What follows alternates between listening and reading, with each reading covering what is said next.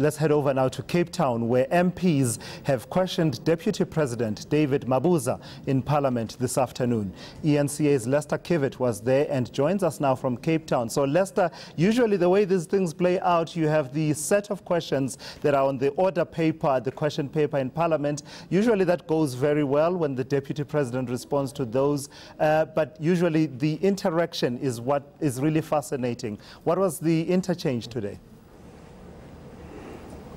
That's right. One would argue that on one hand, the Deputy President has become very comfortable in the short space of time in Israel. This from him being a fairly unknown broadly on the national political theatre, him being a former Premier of the Mpumalanga province, now thrust into the Deputy Presidency on the national stage. David Mabuza fitting in quite nicely on the podium in Parliament. But at the other hand, there could also be an argument that sometimes he is caught a bit off guard by questions, or as the DA's David Mania put it to him today, that he hasn't done enough research and he isn't on top of the questions that have been asked. One particular example was the DA's David Mania asking him for his opinion regarding the policy discussion of changing the South African Reserve Bank's mandate, and whether it is in his opinion that the Reserve Bank should be nationalized. Now,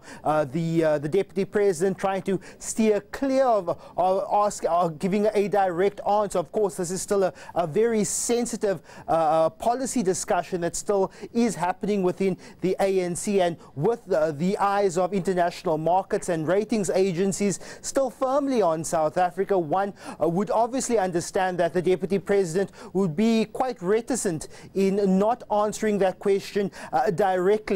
There were other examples today, but that was the one that stood out in where the opposition still trying to challenge the Deputy President, still trying to find any chinks in his arm, and obviously with it being already an election year, and the election machineries of political parties are already slowly getting going. Opposition parties are going to try and use every opportunity to get to the Deputy President as well as the President of the Republic whenever they take to the podium in Parliament.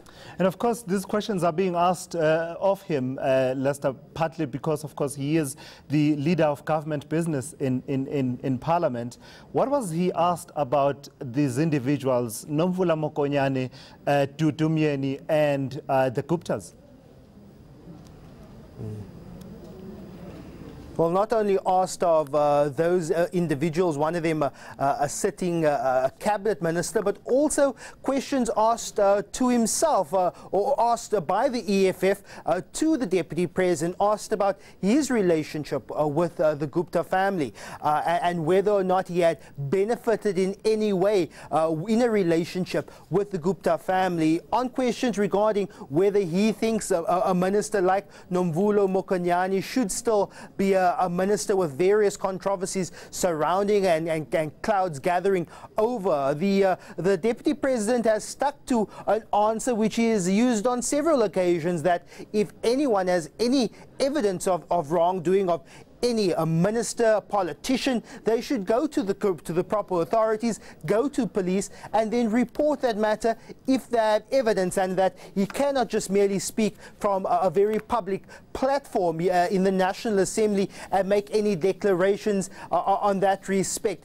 But on issues regarding the Gupta family, the Deputy President says that he is well aware that the judicial inquiry into state capture is about to get off the ground with the Deputy Chief Justice Ray Zondo at the helm there. He also says he's quite satisfied of the ongoing police investigations regarding particularly the Gupta brothers as suspects, and he says that he's quite sure that if the Gupta brothers, the wider Gupta family, is involved in any wrongdoing, that they will see that justice to be done on any individual implicated in state capture.